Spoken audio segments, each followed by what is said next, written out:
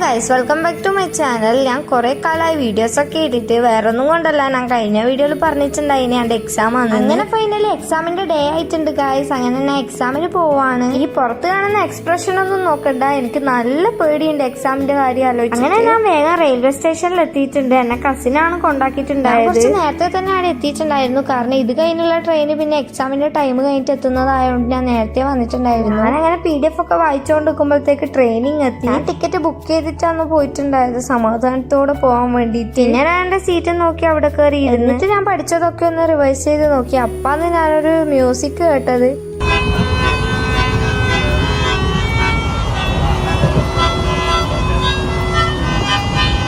അങ്ങനെ ഫൈനലി ഞാൻ കോഴിക്കോട് എത്തി. അവിടുന്ന് ഒരു ഓട്ടോറിക്ഷ പിടിച്ചിട്ട് നീർജയിലേക്ക് പോയി. അതിന്റെ ഇടയ്ക്ക് ഞാൻ എന്നോട് തന്നെ ഓൾ ദി ബെസ്റ്റ് ഒക്കെ പറഞ്ഞു പ്രോത്സാഹിപ്പിച്ചിട്ടുണ്ടായിരുന്നു. അതൊക്കെ പറഞ്ഞിരിക്കുമ്പോഴത്തേക്കന്നെ ഞാൻ നീർജയിൽ എത്തിയിട്ടുണ്ടായിനി. പിന്നെ ഒന്ന് പ്രാർത്ഥിച്ചോണ്ടൊന്ന് ഉള്ളിലേക്ക് കയറി. എനിക്കെന്താ ഇത്ര ടെൻഷൻ എന്ന് നിങ്ങൾ വിചാരിക്കുന്നുണ്ടാവും. വേറൊന്നും കൊണ്ടല്ല, എക്സാം എഴുതി കഴിഞ്ഞ പാടിനെ റിസൾട്ട് പറയാൻ പറ്റും. അങ്ങനെ ഞാൻ അവിടെ കയറിപ്പോയപ്പോ കുറെ ആളൊക്കെ എക്സാം ഹാളിലേക്ക് കയറിയിട്ടുണ്ടായിരുന്നു. റൂമിൽ ആകെ 2-3 ആൾ മാത്രമേ ഉണ്ടായിട്ടുള്ളൂ. എല്ലാരും എക്സാമിന്റെ ടെൻഷനിലാണ്. അങ്ങനെ ഫോൺ ഓഫ് ആക്കി വെച്ചിട്ട് ഞാനും എക്സാമിന് പ്രിപ്പയർ ആയിട്ട് ഞാൻ എക്സാം ഹാളിലേക്ക് കയറി. എന്റെ റിസൾട്ട് പാസ്സാണോ ഫെയിൽഡ് ആണോ എന്നുള്ള കാര്യം ഞാൻ അടുത്ത വീഡിയോയിൽ പറയുന്നതായിരിക്കും. അപ്പൊ ഇന്നേക്ക് ഇത്രയേ ഉള്ളൂ. നെക്സ്റ്റ് വീഡിയോയിൽ കാണാം. Bye bye.